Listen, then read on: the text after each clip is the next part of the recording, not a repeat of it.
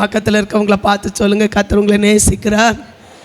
ஆமென். கர்த்தர் உங்களை நேசிக்கிறார். ஹல்லேலூயா. உண்மையாகவே நேசிக்கிறபடினால்தான் இன்றைக்கு தேவ சமூகத்தில் வந்து ஆராதிப்பதற்கு ஒரு தருணத்தை கூட கர்த்தர் நமக்கு ஏற்படுத்தி தந்திருக்கிறார். ஹல்லேலூயா. தொடர்ந்து கர்த்தர் நம்மை பலப்படுத்துவாராக. கர்த்தருடைய வார்த்தைக்கு நேராக நம்முடைய சிந்தனைகளை நாம் திருப்பலாம். சகரியா 3வது அதிகாரம் முழுவதும் நாம் இன்றைக்கு தியானிக்க கர்த்தர் நமக்கு உதவி செய்வாராக.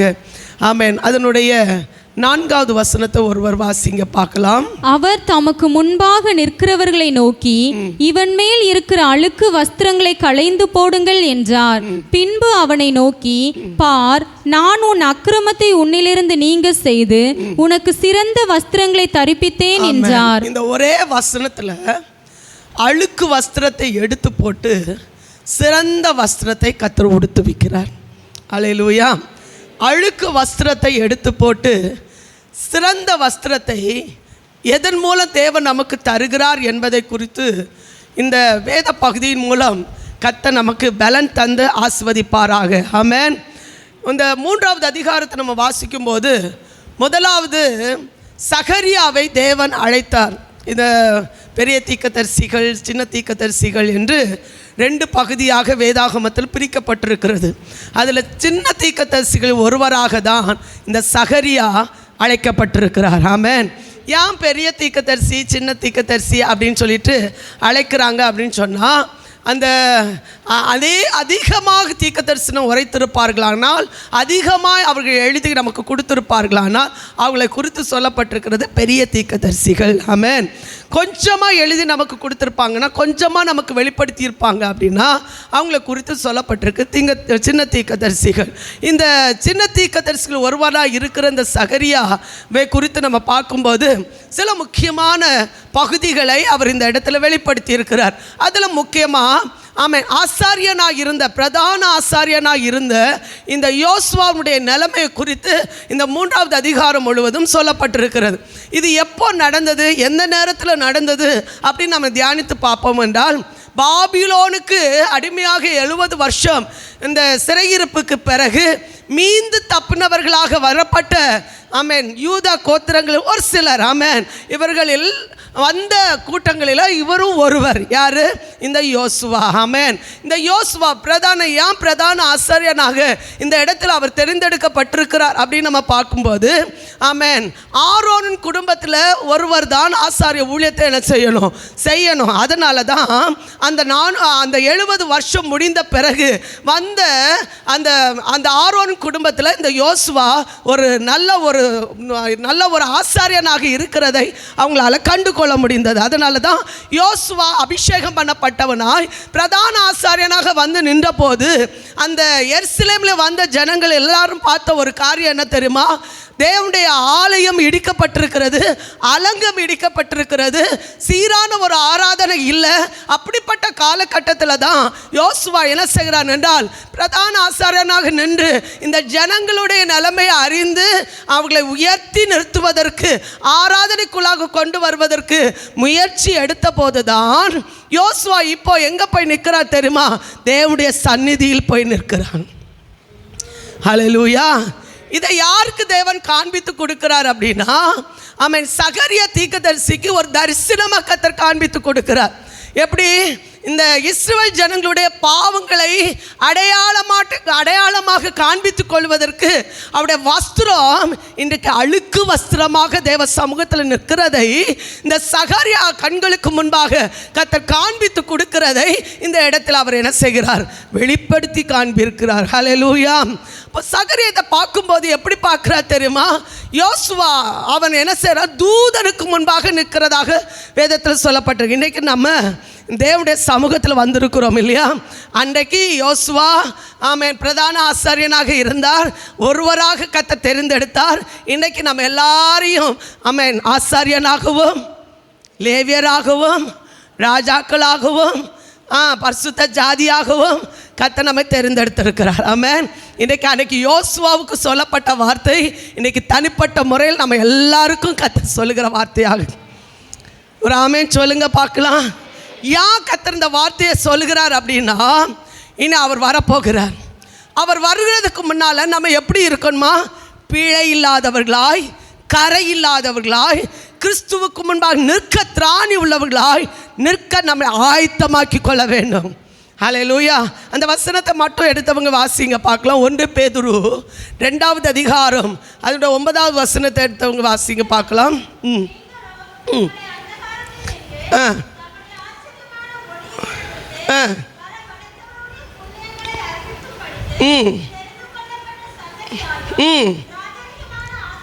கூட்டமாயும் பரிசுத்த ஜாதியாயும் அவருக்கு சொந்த ஜனமாயும். இன்னும் 2 பேதுரு 3வது அதிகாரம் 14வது வசனத்தை வாசித்து பாருங்க. 2 பேதுரு 3வது அதிகாரம் 14வது வசனம். ஆகையால் பிரியமானவர்களே இவைகள் வர காத்திருக்கிற நீங்கள் கரையற்றவர்களும் இல்லாதவர்களுமாய் சமாதானத்தோடு அவருடைய சந்நிதியில் காணப்படும்படி ஜாக்கிரதையாயிருங்கள். ஹல்லேலூயா. அவருடைய சமூகத்தை நாம் தரிசிக்கிறவர்களாக இருக்க வேண்டும் என்று கர்த்தர் சொல்கிறார். அவருடைய சமூகத்துக்கு முன்பாக நிற்க திராணி உள்ளவர்களாக இருக்கும்படி வேதத்தில் சொல்லப்பட்ட அவருடைய முகத்துக்கு முன்பாக நிற்க திராணி உள்ளவர்களாக இருக்கும்படிக்கு எப்பொழுதும் ஜெபம் பண்ணி விழித்திருங்கள். ஹல்லேலூயா. அப்போ யோசுவா இப்போ எங்கே போய் நிற்கிறாரு? தூதனுக்கு முன்பாக, கர்த்தருடைய தூதனுக்கு முன்பாக நிற்கும்போது வசனம் சொல்லுது, சாத்தான் அவனுக்கு விரோதம் செய்ய அவன் வலது பக்கத்தில் வந்து நின்றான். எப்பொழுதுமே புரிந்து கொள்ளணும், தேவதூதர்கள் நம்மை பரிசுத்தமாக்க வேண்டும் என்று விரும்பும்போது சாத்தானும் ஒரு பக்கத்தில் வந்து நிற்கிறான் என்பதை மறந்து போகக்கூடாது. ஹல்லேலூயா. சாத்தானுக்கு வேலை என்ன தெரியுமா? குற்றம் சாட்டுகிறவன். எப்போ பார்த்தாலும் அவனுடைய பார்வையில் என்னதான் வரும்? குற்றம் சுமத்துவது. வேதத்தில் வாசிக்கும்போது வெளிப்படுத்தின விசேஷம் அதனுடைய 12வது அதிகாரம் அதனுடைய 10வது வசனத்தை நீங்கள் வாசித்து பாருங்க. அவன் எப்பொழுதுமே தேவ சந்நிதியில் இரவும் பகலும் குற்றம் சுமத்துகிறவனாக நிற்கிறான் என்று வேதம் சொல்கிறது. ஏதாவது குற்றம் சுமத்தப்படுகிற வார்த்தைகள் சொல்லப்படுதா, அது சாத்தானுடைய கிரியை என்பதை நீங்கள் வஞ்சிக்கப்படாதபடிக்கு எச்சரிக்கையாயிருங்கள். ஆமென். ஏன்னா அவனுடைய வார்த்தைகள் சொல்லப்படும் போதே அவன் இரவும் பகலும் குற்றம் சுமத்துகிறவனாய் நிற்கிறான் என்று வேதத்தில் வாசிக்கிறோம். வாசிங்க பார்க்கலாம். அப்பொழுது வானத்திலே ஒரு பெரிய சத்தம் உண்டாகி, இப்பொழுது இரட்சிப்பும் வல்லமையும் நமது தேவனுடைய ராஜ்யமும் அவருடைய கிறிஸ்துவின் அதிகாரமும் உண்டாயிருக்கிறது. இரவும் பகலும் பாருங்க, இரவும் பகலும் நம்முடைய தேவனுக்கு முன்பாக நம்முடைய சகோதரன் மேல் குற்றம் சுமத்தும் பொருட்டு அவர்கள் மேல் குற்றம் சாட்டுகிறவன் தாழ தள்ளப்பட்டு போனான். எப்போதுமே புரிந்து கொள்ளணும், தேவனை ஆராதிக்கிற பிள்ளைகளை பார்த்து அவன் குற்றம் சுமத்திட்டே தான் இருப்பான். ஹல்லேலூயா. அது சரியில்லை, இது சரியில்லை, அவன் சரியில்லை, அந்த வார்த்தை சரியில்லை, இதை சொல்ல வைக்கிறான் அப்படின்னாலே அவன் வேலையே அதுதான். வலது பக்கத்தில் நின்று கொண்டு அவன் குற்றம் சுமத்த எதுக்கு வந்தான் தெரியுமா? பிரதான ஆசாரியனாக இருக்கிற இவன் அழுக்கு வஸ்திரமா நிற்கிறான். இவன் தேவ சமூகத்தில் நிற்கிறதுக்கு இவனுக்கு என்ன இல்லை? தகுதி இல்லை. ஹல்லேலூயா. தேவ சமூகத்தில் நிற்க தகுதி இல்லாத அவனுக்கு எப்படி கர்த்தருடைய சமூகத்தில் வந்து நிற்க முடியும்? கர்த்தருடைய தூதனுக்கு முன்பாக நிற்க முடியும். அதற்காக தான் வேதத்தில் வாசிக்கிறோம், அவன் குற்றம் சுமத்த வந்து நின்ற போது தேவனுடைய தூதன் அவனை கடிந்து கொண்டார். ஆமென். வாசிங்க பார்க்கலாம் 2வது வசனம். அப்பொழுது கர்த்தர் சாத்தானை நோக்கி, கர்த்தர் உன்னை கடிந்து கொள்வாராக. கர்த்தர் உன்னை கடிந்து கொள்வாராக. ஹல்லேலூயா. நமக்காக இரக்கம் பாராட்டுகிற ஒரு தேவன் நம்மோடு கூட எப்போதும் உண்டு. ஹல்லேலூயா. ஆமென். அந்த பேதுருவை பார்த்து கர்த்தர் சொல்லுகிறார், சாத்தான் உன்னை விசுவாசத்தை சோதிக்கிறதுக்காக கோதுமை சுடல்ல புடைகிறது போல உத்தரவு கேட்டுக்கொண்டான். ஆனால் உன்னுடைய விசுவாசம் ஒளிந்து போகாதபடிக்கு நான் உனக்காக என்ன செய்தேன்? வேண்டிக் கொண்டேன் அப்படின்றார். இன்னும் மோசேயுடைய சரீரத்தை அவன் சாத்தான் வந்து புதைக்கும் போது யாருக்கும் தெரியாது, மனுஷன் இல்லை, தேவன் தான் புதைக்கிறார். ஏதோ மலைக்கு மேலே ஒரு இடத்துல, யாருக்கும் தெரியாத ஒரு இடத்துல மோசேயின் சரீரம் என்ன செய்யப்படுது? புதைக்கப்பட போகுது. அந்த இடத்துல யார் வந்து நிற்கான்னு தெரியுமா? ஆமென். வேறு யாரும் இல்லை, சரீரம் புதைக்கிறது யாரு? தேவ தூதர்கள் இல்லையா? அந்த இடத்துல யார் வந்து நிற்கிறா? சாத்தான் வந்து நிற்கிறான். பாருங்க, குற்றம் சுமத்தும்படி அந்த வசனத்தை எடுத்தவங்க யூதா 9வது வசனத்தை வாசிங்க பார்க்கலாம்.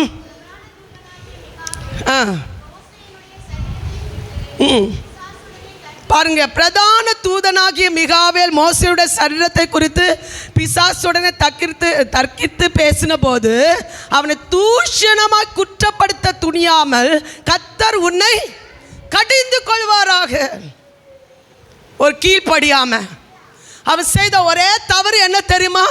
கீழ்ப்படியாம. அவர் எல்லாவற்றிலும் உண்மை உள்ளவனாக இருந்தான். ஆனால் ஒரு கீழ்ப்படியாம, அந்த ஒரு கீழ்ப்படியாம வைத்து கொண்டு சாத்தான் வந்து நின்று அவனை குற்றம் சுமத்துகிறான். அதுக்கு தேவதூதன் அவனை கடிந்து கொள்ளுகிறார். கைகளை தட்டி ஒரு ஆமென் சொல்லுங்க. இன்றைக்கு கர்த்தர் நமக்காக யுத்தம் பண்ணி கொண்டு இருக்கிறதுனால தான் தேவனால் தெரிந்தெடுக்கப்பட்ட ஜாதியாய், தேவனால் தெரிந்தெடுக்கப்பட்ட ஜனமாய், தேவனுடைய சமூகத்தில் நாம் ஆராய்த்து கொண்டு இருக்கிறதுனால சாத்தான் நம்மளை குற்றப்படுத்த நினைத்த போது கூட கர்த்தர் அந்த சாத்தானுடைய கிரியையை கர்த்தர் கடிந்து கொண்டதுனால இன்றைக்கு நீங்களும் நானும் கர்த்தருடைய சமூகத்தில் நிலைத்து நிற்பதற்கு கர்த்தர் ஒரு பாக்கியத்தை கர்த்தர் தந்திருக்கிறார். விசுவாசிக்கிற மாத்திரம் நல்ல கையை தட்டி ஆவில நிரம்பி, ஆண்டவரே நீர் எங்களுக்கு கொடுத்த நல்ல பாக்கியத்துக்காக கிருபைகளுக்காய் ஸ்தோத்திரம். அன்றைக்கு எருசலேமை கர்த்தர் தெரிந்தெடுத்தார். இதே சகரியா புஸ்தகம் 1வது அதிகாரம் 17வது வசனத்தில் சொல்லப்பட்டிருக்கு.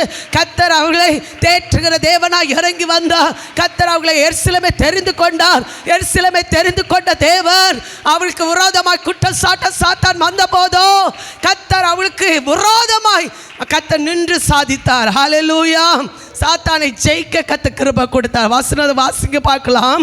கர்த்தர் உன்னை கடிந்து கொள்வாராக, இவன் அக்கினியில் நின்று தப்புவிக்கப்பட்ட கொல்லி அல்லவா. ஹல்லேலூயா. அக்கினியிலேருந்து தப்பி வந்தவங்க ஒரு ஆமென் சொல்லுங்க பார்க்கலாம். ஆமென். அந்த சிறையிலிருந்து தப்பி வர்றது சாதாரணமான காரியம். அந்த 70 வருஷத்தில் அநேகர் பட்டயத்தினால இறந்து போனாங்க, அநேகர் கொள்ளை நோயினால் இறந்து போனாங்க, அநேகர் பஞ்சத்தினால் இறந்து போனாங்க. இன்றைக்கி கூட நாங்கள் தியானித்தோம். ஆமென். இந்த இந்த இஸ்ரவேல் ஜனங்களை சிறைக்குள்ளால் வைத்த இந்த ஜனங்களை கர்த்தர் நியாயம் விசாரிக்கிறதுக்கு கர்த்தர் தலைகீழாக கர்த்தர் அவங்களுடைய ஆமென் அந்த பாபிலோனை கர்த்தர் என்ன செய்தார்னா வனாந்திரமாக கர்த்தர் மாற்றினார். ஆமென். காரணம் என்ன தெரியுமா? தேவனால் தெரிந்தெடுக்கப்பட்ட ஜனத்தை அவங்க அடிமைப்படுத்தினதுனால, சிறைப்படுத்தினதுனால. புரிஞ்சவங்க மட்டும் ஆமென் சொல்லுங்க பார்க்கலாம். காரணம் என்ன தெரியுமா? கர்த்தர் நியாயம் விசாரிக்கிற ஒரு நாள் வருது. அந்த நாளுக்குள்ள யாரும் தப்ப முடியாது. ஆமென். கர்த்தர் விசாரிக்கிற ஒரு நாள் இருக்குது. வேதத்தில் சொல்ல நான் விசாரிக்கும் நாளில் இதை நான் செய்வேன் என்று கர்த்தர் சொல்லுகிறார். ஹல்லேலூயா. அது யாரா இருந்தாலும் சரி, கர்த்தரால் தெரிந்தெடுக்கப்பட்ட தேவனுடைய பிள்ளைகளுக்கு விரோதமா யார் செயல்பட்டாலும் கர்த்தர் அவங்களுக்கு மேல் கடிந்து கொள்ளுகிறார். ஹல்லேலூயா.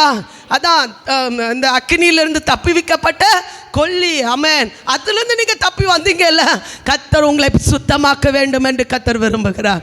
பரிசுத்தமாக்க வேண்டும் என்று கர்த்தர் விரும்புகிறார். உங்கள் அழுக்கை கர்த்தர் மாற்ற வேண்டும் என்று கர்த்தர் விரும்புகிறார். ஹல்லேலூயா. ஆமென்.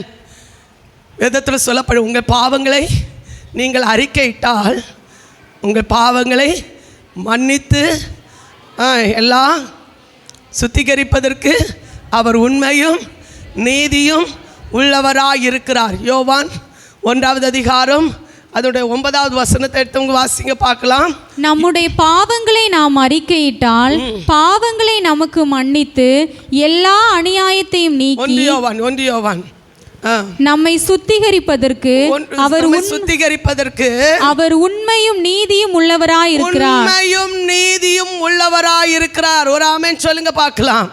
ஆமென். பக்கத்தில் இருக்கவங்களை பார்த்து தட்டி சொல்லுங்க, நம்முடைய தேவன் உண்மையும் நீதியும் உள்ளவராய் இருக்கிறார். ஹல்லேலூயா. எதுக்கு? பாவங்களை சுத்திகரிப்பதற்கு. பாவத்தை நம்ம அறிக்கையிட்டால் நம்மை சுத்திகரிப்பதற்கு அவர் உண்மையும் நீதியும் உள்ளவராயிருக்கிறார். ஹல்லேலூயா. யோவான் போய் நிற்கும்போது சும்மா சாதாரணமாக நிற்கல, ஜனங்களுக்காக போய் நின்னார். ஆமென். அப்படி அழுக்கு வஸ்திரம் எதை குறிக்குது? பாவம் செய்த ஆண்டவரே எங்களை மன்னியும், எங்களை சுத்திகரியும். தாழ்மையோடு போய் நின்றார். அந்த தாழ்மை முகத்தை கர்த்தர் பார்த்தார். அதனால தான் சாத்தானை கடிந்து கொண்டு கர்த்தர் யோசுவாவை கர்த்தர் சுத்தமாக்க சித்தம் கொண்டார். ஆமென். யோசுவா சுத்தமாயிட்டானா இஸ்ரவேல் ஜனங்கள் முழுவதும் சுத்திகரிக்கப்படுவதற்கு ஒரு அடையாளமாக கர்த்தர் மாற்றினார். ஹல்லேலூயா. யோசுவாவுடைய வஸ்திரம் சுத்திகரிக்கப்பட்டால் ஆமென், இஸ்ரவேல் ஜனங்கள் யூதா மீட்கப்பட்ட தேவனுடைய பிள்ளைகளும் சுத்திகரிக்கப்படுகிறார்கள். அக்கிரமம் நீங்க கர்த்தர் சுத்திகரிக்கிறார். ஆமென். இன்றைக்கு கர்த்தர் இந்த சபையோடு கர்த்தர் சொல்கிறார், கர்த்தர் நம்முடைய பாவங்களை நீக்கி சுத்திகரிக்க அவர் உண்மையும் நீதியும் உள்ளவராயிருக்கிறார். ஹல்லேலூயா. நாம் பாவத்தை அறிக்கையிட்டால் நம்முடைய ஆண்டவரே என்னுடைய குறை என்னுடைய மன்னியும், ஆண்டவரே என்னுடைய பாவத்தை மன்னியும், என்னுடைய வாழ்க்கையில் இருக்கிற குறைய மன்னியும் ஆண்ட சமத்தில் அறிக்கையிட்டால் கர்த்தர் நம்மளை சுத்திகரிக்க அவர் போதுமானவர். யோசுவா தாழ்மையோடு தேவ சமூகத்தில் நின்றதுனால சாத்தானை கடிந்து கொள்ள கர்த்தர் பலன் கொடுத்தார். ஹல்லேலூயா. அடுத்த வசனம் வாசிங்க, 3வது வசனம். யோசுவாவோ எனில் அழுக்கு வஸ்திரம் தரித்தவனாய் தூதனுக்கு முன்பாக நின்றிருந்தான். அவர் தமக்கு முன்பாக நிற்கிறவர்களை நோக்கி, பாருங்க, அவன் தாழ்மையோடு சொல்ற, ஆண்டவரே நீங்கள் எங்களை தெரிந்து கொண்டீங்களாப்பா, எங்களை தெரிந்தெடுத்தது உண்மைதானே, ஆனால் எங்களை பரிசுத்தமாக்குங்க, எங்களை ஒன்று கூட சுத்திகரிங்க. தேவ சமூகத்தில் தாழ்மையோடு போய் இங்கே பாருங்கள், ஒரு சம்பவத்தை இந்த 3 வாரமும் கர்த்தர் ஒரு காரியத்தை திரும்ப திரும்ப வெளிப்படுத்துகிற ஒரு காரியத்தை உங்கள் மத்தியில் சொல்கிறேன். இளையகுமாரனுடைய வாழ்க்கையில் அவன் பாவம் செய்து தேவ சமூகத்தை விட்டு ஓடி போயிட்டான். போய் எல்லாவற்றையும் இழந்த பண்பு தன் தகப்பன் வீட்டை நினச்சி திரும்ப என்ன செய்தானா, வரும்போது அவன் எப்படி வந்தா தெரியுமா? நல்ல வஸ்திரம் உடுத்திட்டு அவன் திரும்ப வரல. எப்படி வந்தான்? போகும்போது எப்படி போனான்? நல்ல வஸ்திரத்தோடு தான் போனான். நல்ல வஸ்திரத்தோட நல்ல கம்பீரத்தோட எல்லாவற்றையும் நம்ம பெற்றுக்கொண்டவனாய் போனான். ஆனால் திரும்பி வரும்போது எப்படி வந்தான் தெரியுமா? எல்லாவற்றையும் இழந்தவனாய் அழுக்கு வஸ்திரத்தோட கிழிந்த வஸ்திரத்தோட யாருக்கு முன்னால் வந்து நின்னான் தெரியுமா? தகப்பனுக்கு முன்பாக வந்து நின்றான். ஹல்லேலூயா. தகப்பனுக்கு முன்பாக வந்து ஒன்று அழுக்கு வஸ்திரத்தில் நிற்கிறான்னு சொல்லிட்டு ஆமென், அவனை அப்படி தூக்கி தூர போடலை, போ அப்படின்னு சொல்லிட்டு என்ன செய்யலை, விரட்டி விடலை. ஏன் வந்தன்னு கேட்கல. அதை தகப்பன் என்ன செய்தா தெரியுமா? அந்த அழுக்கையும் கெட்டி பிடிச்சி மொத்தம் செய்து ஆமாம் கூட இருந்த வேலைக்காரர்களை பார்த்து சொன்னான், இவனை சுத்திகரிங்க, இவனுக்கு உயர்ந்த வஸ்திரத்தை என்ன செய்யுங்க, ஹல்லேலூயா, சுத்திகரிங்க, அதுக்கப்புறம் உயர்ந்த வஸ்திரத்தை போடுங்க. அந்த வீட்டில் அவனுக்கு ஒரு அந்தஸ்தை கர்த்தர் கொடுத்தார். ஹல்லேலூயா. திரும்பி வந்த உடனே அவங்க சுத்திகரிக்கப்படலை. வந்த பிறகு கர்த்தர் அவங்களை சுத்திகரித்து நல்ல சிறந்த வஸ்திரத்தை கொடுக்கறதுக்கு தேவன் கட்டளை இட்ட பின்புதான் கர்த்தர் யோசுவாவுடைய சர்ரத்தில் இருந்த அந்த அழுக்கு வஸ்திரத்தை கர்த்தர் மாற்றி சிறந்த வஸ்திரத்தை கர்த்தர் உடுக்க கர்த்தர் கிருபை கொடுத்தார். விசுவாசிக்கிற ஒரு ஆமென் சொல்லுங்க பார்க்கலாம். வேதத்தில் வாசிக்கிறோம், ஏசாயா தீர்க்கதரிசன புஸ்தகம் 64வது அதிகாரம் அதோடைய 6வது வசனத்தை நீங்கள் வாசித்து பாருங்க. ஏசாயா தீர்க்கதரிசன புஸ்தகம் 64வது அதிகாரம் 6வது வசனம். நாங்கள் அனைவரும் தீட்டானவர்கள் போல இருக்கிறோம், எங்களுடைய நீதிகள் எல்லாம், அவங்க நீதி எல்லாம் அழுக்கான கந்தே போல இருக்கு, அழுக்கான கந்தே போல இருக்குது. அவங்க தாழ்த்தி ஒப்பு கொடுக்குறாங்க. எப்படி சொல்கிறாங்க? ஆண்டவரே எங்கள் நீதி எல்லாம் அழுக்கான கந்தை போல் இருக்கிறது, நாங்கள் அனைவரும் இலைகளை போல் உதிர்கிறோம், எங்கள் அக்கிரமங்கள் காற்றை போல் எங்களை அடித்து கொண்டு தேவனுக்கு அவங்களுக்கு இடையில சம்பந்தமே இல்லாத ஆமென் சூழ்நிலையில் இன்றைக்கு கர்த்தரை தேடி வந்த போது அவங்க அறிக்கையிட்டு சொல்கிறாங்க, ஆண்டவரே நாங்கள் அக்கிரமங்களால் நிறைக்கப்பட்டிருக்கிறோம், உதிர்ந்து போகிறோம், எங்களை நினைத்தருளுங்க ஆண்டவரே. ஹல்லேலூயா. கர்த்தர் சமூகத்தில் ஒப்பு கொடுக்குற பிள்ளைகள் இன்னைக்கு பாக்கியம் பெற்றவர்களாக இந்த இடத்தை விட்டு கடந்து செல்வீங்க. ஹல்லேலூயா. வந்தது போல கர்த்தர் நம்மளை திரும்பி அனுப்ப மாட்டார். எத்தனை பேருக்கு அந்த விசுவாசம் இருக்குது? தேவன் வந்தது போல கர்த்தர் நம்மளை திருப்பி அனுப்ப மாட்டார். ஒருவேளை வரும்போது நீங்கள் அழுக்கு வஸ்திரத்தோடு வந்திருப்பீங்க. கர்த்தர் உங்களை பார்த்து சொல்கிறார், சுத்திகரிக்கப்படுவதற்கு நல்ல உயர்ந்த வஸ்திரத்தை, சிறந்த வஸ்திரத்தை, ராஜ வஸ்திரத்தை கர்த்தர் உங்களுக்காக ஆயத்தமாக்கி வைத்திருக்கிறார். விசுவாசிக்கிறவர்கள் அதை பெற்றுக்கொள்வீங்க. நீங்கள் வேத வசனம் சொல்லுது, வாசிங்க பார்க்கலாம். ஆமென். அவர் தமக்கு முன்பாக நிற்கிறவர்களை நோக்கி இவன் மேல் இருக்கிற அழுக்கு வஸ்திரங்களை களைந்து போடுங்கள் என்றார். பின்பு அவனை நோக்கி, பார், நான் உன் அக்கிரமத்தை உன்னிலிருந்து நீங்க செய்து உனக்கு அந்த வசனத்தை வாசிக்கலாமா? கீழே உள்ள பகுதி, பின்பு அழுக்கு வஸ்திரம் மாற்றப்படுது. நீ மாற்றப்படுகிற, உன் வாழ்க்கை மாற்றப்படுது, உன் சரித்திரம் மாற்றப்படுது. நீ அழுக்கானவன் அல்ல. எல்லா இடங்களும் உயர்ந்த வஸ்திரத்தை உடுத்தவனாய், சிறந்தவனாய், கர்த்தருடைய சித்தத்தை நிறைவேற்றுகிறவனாய் நான் உன்னை ஏற்படுத்துகிறேன். ஹல்லேலூயா. ஒரு ஆமென் சொல்லுங்க பார்க்கலாம். சிறந்த வஸ்திரம். ஆமென். இன்னைக்கு கர்த்தர் நல்ல ஒரு சிறந்த வஸ்திரம் உங்க மேலே விழுது. ஆமென். பெற்றுக்கொள்ளுங்க. கர்த்தரை துதிக்கிறேன். அந்த வஸ்திரம் எப்படிப்பட்ட வஸ்திரம் தெரியுமா? பழசா போவே செய்யாது, தேஞ்சு போவே செய்யாது, அழுக்கு அடையவே செய்யாது. 40 வருஷமாக இஸ்ரவேல் ஜனங்களுக்கு அந்த வஸ்திரத்தை கொடுத்திருந்தா. எப்போ தெரியுமா? விசுவாசத்தோட மனம் திரும்பி கடந்து கானான் தேசத்துக்காக கடந்து வந்த போது அந்த வஸ்திரத்தை, அந்த ரட்சிப்பென்னும் வஸ்திரத்தை கர்த்தர் அவங்களுக்கு உடுத்தி இருந்தார். அந்த வஸ்திரத்தை குறித்து வேதம் என்ன சொல்லுது தெரியுமா?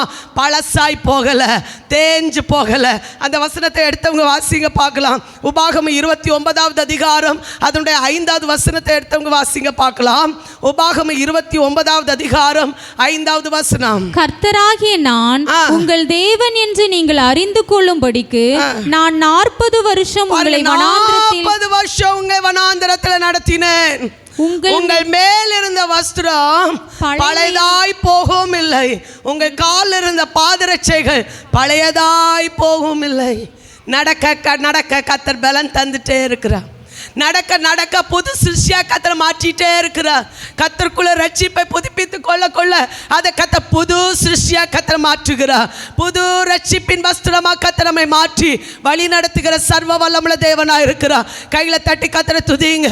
உன் அக்கிரமம் நீங்கும் போது, உன்னுடைய வஸ்திரம் மாற்றப்படும் போது, ஆமே, நீ பரிசுத்த ஜனமா என்று, கர்த்தருக்கு பிரியமுள்ள ஜனம் என்று அறியப்படத்தக்க விதமாக எல்லாருக்கும் முன்பாக உயர்ந்த ஸ்தானத்தில் நிறுத்தும்படி எல்லா ஜனங்களுக்கு மேலாக உயர்ந்து காணப்பட கர்த்தர் நம்மை அபிஷேகித்து நடத்துகிறார்.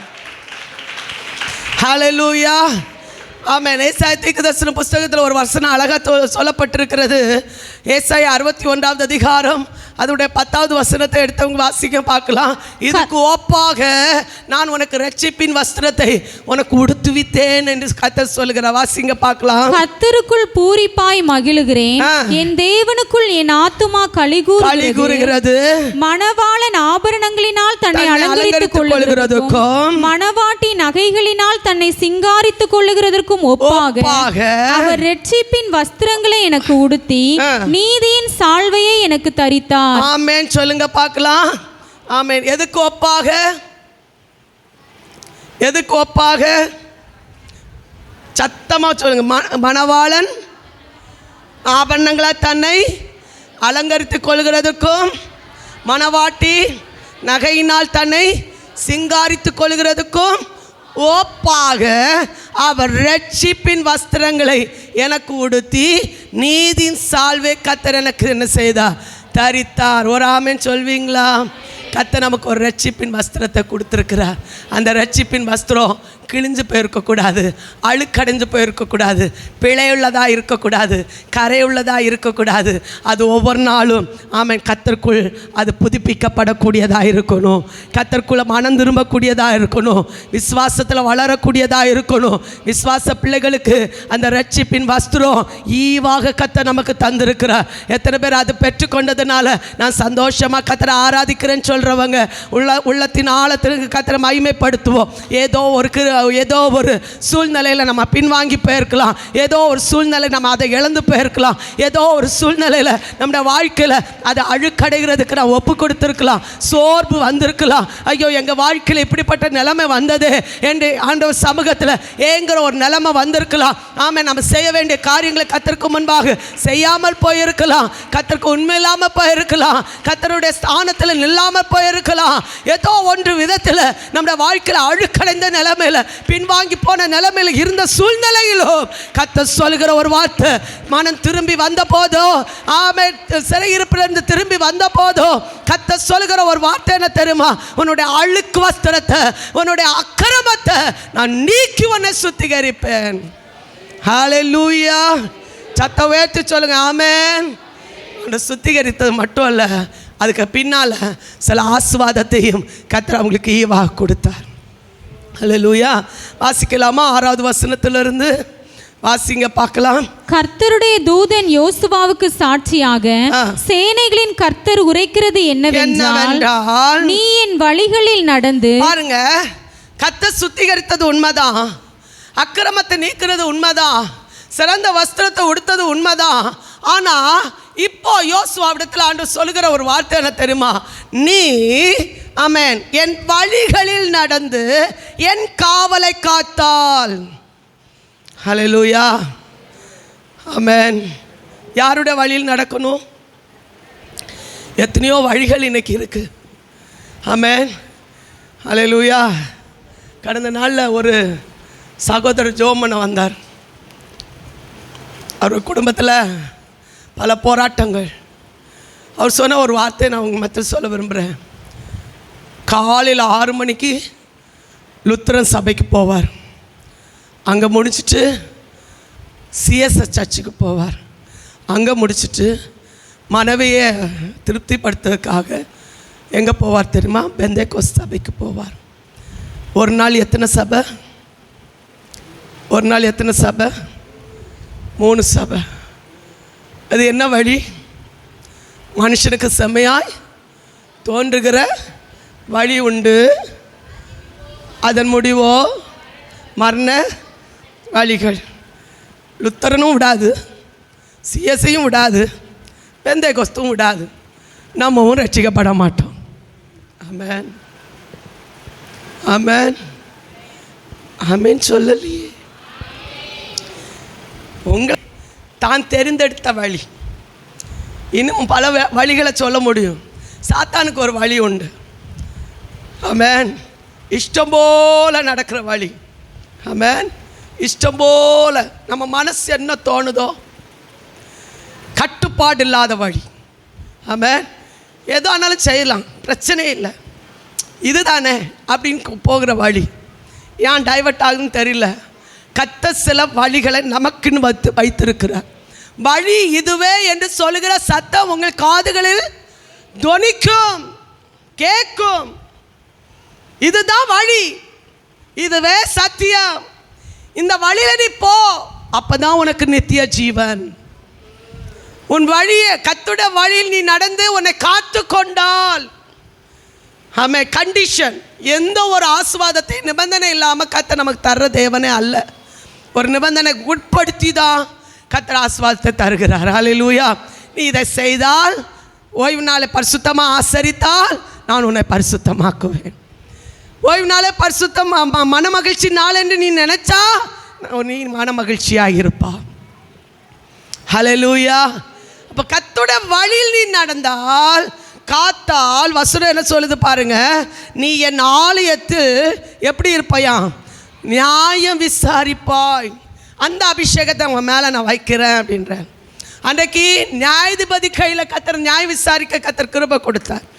அடுத்த ஆசாரியர் கையில் கர்த்தர் நியாயம் விசாரிக்க கர்த்தர் கிருபை கொடுத்தார். அந்த அபிஷேகம் அவங்களுக்குள்ளால தான் இருந்துச்சு. ஆசாரியனுக்கு ஒரு வஸ்திரம் இருந்துச்சு, 12 கற்கள் பதித்த வஸ்திரம். அதில் ஊரியும் தும்மியும் என்று சொல்லுகிற கற்கள் அவங்களுக்குள்ளால இருந்தது. அந்த கற்களை வைத்து தான் நியாயத்தை அவங்க என்ன செய்தாங்க? தேடினார்கள். ஹல்லேலூயா. நியாய விசாரிக்க அந்த வசனத்தை இங்கே வாசித்தீங்கன்னா நல்லா இருக்கும். உபாகமம் 17வது அதிகாரம் அதனுடைய 9வது வசனத்தில், ஆசாரியனிடத்திலும் நியாயாதிபதிகளிடத்திலும் நீ போவாயானால் உனக்கு நியாயம் விசாரிக்கப்படும். வாசிங்க பார்க்கலாம். லேவியரான ஆசாரியரிடத்திலும் அந்நாட்களில் இருக்கிற நியாயாதிபதியின் இடத்திலும் விசாரிக்க வேண்டும். நியாயம் இன்னதென்று அவர்கள் உனக்கு என்ன செய்வார்கள்? நியாயம் நீதி அறிவிக்கக்கூடியவர்கள் ஆசாரியர் கையில் இருந்துச்சு, நியாயாதிபதிகள் கையில் இருந்து கர்த்தர் அந்த அபிஷேகத்தை அவர்கள் கையில் கர்த்தர் கொடுத்திருந்தார். ஹல்லேலூயா. இந்த யோசுவாவை பார்த்து அதுதான் சொன்னார், நீ நியாயம் விசாரிப்பா. கர்த்தருடைய ஆலயத்தில் நீ நியாயம் விசாரிக்கக்கூடிய ஒரு அபிஷேகத்தை உன் மேலே வைக்கிற. அடுத்து என்ன சொல்கிறார் பாருங்க, என் பிரகாரங்களில் காவல் காப்பாய், அங்கே இங்கே நிற்கிறவர்களுக்குள்ளே உலாவுகிறதுக்கு இடம் நான் உனக்கு. அப்போ அதுக்கும் தேவன் கட்டளை இடாமல் நம்ம ஒரு இடத்துல கூட நம்ம என்ன செய்ய முடியாது. நிற்க தேவ சமூகத்தில் நிற்கணும்னு கர்த்தருடைய அபிஷேகம் நமக்கு தேவை. ஆமென். கர்த்தர் நமக்கு இடம் கொடுக்காத பட்சத்தில் உலாவ கூட இடம் கிடைக்காதான். ஹல்லேலூயா. பிரதான ஆசாரியனுக்கு கர்த்தர் உலாவுறதுக்கும் இடம் நான் உனக்கு என்ன செய்வேன், கட்டளை இடுவேன். அடுத்த வசனம் என்ன சொல்லுது பாருங்க, இப்போதும் பிரதான ஆசாரியனாகிய யோசுவாவே நீ கேள், உனக்கு முன்பாக உட்கார்ந்திருக்கிற உன் தோழரும் கேட்க கடவர்கள், இவர்கள் அடையாளமாயிருக்கிற புருஷர் இதோ. பாருங்க, ஒரு கீழை எனப்பட்டவராகிய என் தாசன் நான் வர பண்ணுவேன். ஹல்லேலூயா. ஒரு கிளையை நான் என்ன செய்வேன், எழும்ப பண்ணுவேன். யாரை குறித்து சொல்லப்பட்டு தெரியுமா, கிறிஸ்துவை குறித்து சொல்லப்பட்டு. அதுவரையிலும் உனக்கு நியாயம் விசாரிக்கக்கூடிய பலனை நான் உனக்கு கட்டளையிடுவேன். ஹல்லேலூயா. ஏசாயா 42வது அதிகாரம் அது 1வது வசனத்தை எடுத்தவங்க வாசித்து பாருங்க. ஆமென். அது வாசிங்க பார்க்கலாம். என் தாசன் பிரியமானவரும் இவரே, என் ஆவி அவர் மேல் அமர பண்ணுவேன், அவர் புறஜாதிகளுக்கு நியாயத்தை செய்வான், அது வரையிலும் நியாயம் விசாரிக்கூடிய அபிஷேகத்தை உன்மேல் நான் கட்டளையிடுகிறேன். ஹல்லேலூயா. கிளை நான் எழும்ப பண்ணு. ஈசா என்னும் அடிமரத்திலிருந்து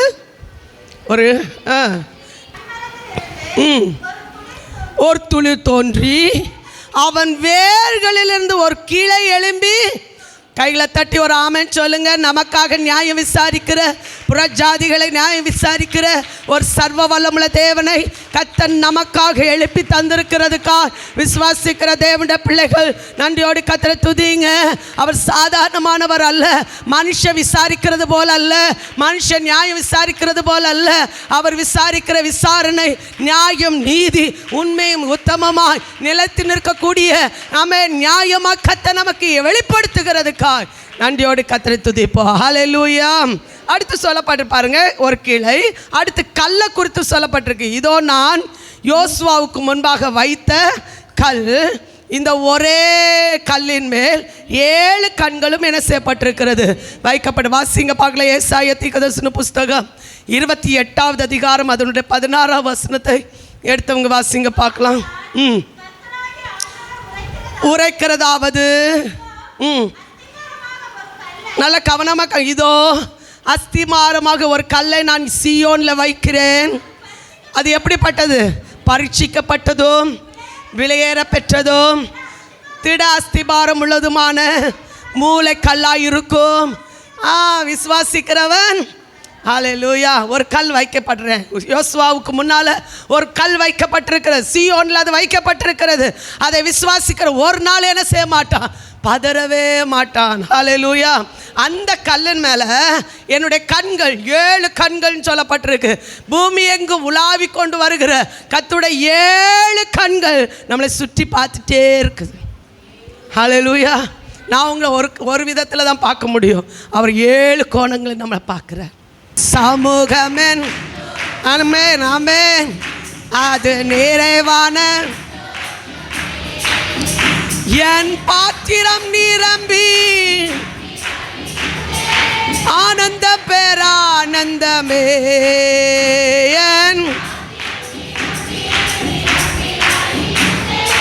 ஆனந்தம் பேரான்.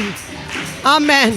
பரீட்சிக்கப்பட்டது விலையேற பெற்ற ஒரு கல்லை சீயோனில் நான் வைக்கிறேன். அந்த கல்லின் மேலே 7 கண்கள் பதிக்கப்படுது. ஒரு ஆமென் சொல்லுங்க பார்க்கலாம். 7 கண்கள். அதை விசுவாசிக்கிறவன் பதறான். கர்த்தர் என்னை பார்க்கிறார். கர்த்தருடைய மகிமை நிரப்பி இருக்கிறது. அந்த காலங்களில் கர்த்தருடைய மகிமை இழந்தவர்கள் கர்த்தருடைய மகிமை பெற்ற தேவனுடைய பிள்ளைகளால் சொல்ல முடியும், கர்த்தர் என்னை பார்க்கிறார், கர்த்தர் என்னை விசாரிக்கிறவர், கர்த்தர் என்னை சூழ்நிலைகளை அறிந்து எனக்கு உதவி செய்கிறவர், எல்லா நிலைமைகள் கர்த்தர் எனக்கு விடுதலை தருகிறவர், நியாயம் விசாரிக்கிறவர், நீதி விசாரிக்கிறவர். நம்பிக்கை உள்ள பிள்ளைகள் மேலே கர்த்தர் இறக்க வைக்க அவர் போதுமான தேவனாக இருக்கிறார். ஹல்லேலூயா. அதை சொல்லப்பட்டு பாருங்க. இதோ நான் அதன் சித்திரவேலை நிறைவேற்ற மாற்றி இந்த தேசத்தின் அக்கிரமத்தை ஒரே நாளில் நான் என்ன செய்வேன், நீக்கி போடுவேன் என்று சேனைகளின் கர்த்தர் சொல்லு. ஒரே நாள் போதும், ஒரே நிமிஷம் போதும் நம்முடைய அக்கிரமம் மாற்றப்படுவதற்கு, நம்முடைய வஸ்திரம் மாற்றப்படுவதற்கு, சூழ்நிலை மாற்றப்படுவதற்கு. ஒரே நாளில் கர்த்தர் எல்லா அக்கிரமத்தையும் மாற்றி கர்த்தர் நமக்கு சேர்த்து தர என் தேவன் போதுமானவர். அது மட்டும் அல்ல, உலக பிரகாரமான ஆசீர்வாதத்தையும் தேவன் நமக்கு தந்து ஆசீர்வதிக்கிறார். என்ன சொல்ல தெரியுமா? அவன் அத்திமரத்தின் கீழே, அவன் திராட்சை செடியின் கீழே சுகமாய் அவன் தங்கி இருப்பான். எவ்வளோ பெரிய மேன்மை பார்த்தீங்களா? எவ்வளோ பெரிய ஆசீர்வாதம் தேவன் நமக்கு வைத்திருக்கிறார். வாசிங்க பார்க்கலாம். அந்நாளிலே நீங்கள் ஒருவரே ஒருவர் திராட்சை செடியின் கீழும் வரவழைப்பீர்கள் என்று சேனைகளின் கர்த்தர் சொல்லுகிறார். மீகா 4வது அதிகாரம் 4வது வசனத்தை கூட வாசிங்க பார்க்கலாம். மீகா 4:4 அவன் தன் திராட்சை செடியின் நிழலிலும் தன் அத்திமரத்தின் நிழலிலும் பயப்படுத்துவார் இல்லாமல் உட்காருவான். சேனைகளின் கர்த்தரின் வாய் இதை. எத்தனை பேர் விசுவாசிக்கிறீங்க? நான் வீட்டில் இருந்தால் சுகமாக இருப்பேன், தேவ சமூகத்தில் இருந்தாலும் நான் சுகமாக இருப்பேன். திராட்சை செடியின் கீழ்னு சொல்லும்போது தேவனுடைய சபை, அதில் நான் சுகமாக இருப்பேன், சந்தோஷமாக இருப்பேன். அத்திமரம் வீட்டில் நம்ம ஆண்டவர் சமூகத்தை சுகமாக இருக்கவுள்ள பலனை கத்த தருவா. ஒருவர் நம்ம பயப்படுத்த முடியாது. ஒருவேளை சொல்ல நான் உன்னை விரட்டிடுவேன், நான் உன்னை துன்பப்படுத்துவேன், உன்னை காயப்படுத்துவேன் சொல்கிறவங்க மத்தியில் கத்த சுகமாய் தங்கி இருக்க பண்ணுவான். ஹல்லேலூயா. நீதிமான் அதற்குள் ஓடி சுகமாயிருப்பான். அந்த சுகத்தின் அபிஷேகத்தை தேவன் நமக்கும் தந்து வழி நடத்துகிறார். எவ்வளோ பெரிய ஆசீர்வாதம் பார்த்தீங்களா? யோசுவா தேவ சமூகத்தில் போய் நின்றதுனால அழுக்கு மாறிடுச்சு, அழுக்கு வஸ்திரம் மாறிடுச்சு. அக்கிரமத்தை கத்தரை மாற்றினா, கத்தரை சுத்திகரித்தா. எல்லா சூழ்நிலையிலும் கத்தரை விசுவாசிக்க கத்தரை அவனை பலப்படுத்தினா. ஆமென். ஆவிக்குரிய ஆசீர்வாதத்தையும் இம்மைக்குரிய ஆசீர்வாதத்தையும் நிறைவாய் கத்தர் கொடுத்து ஆசீர்வதித்தார்.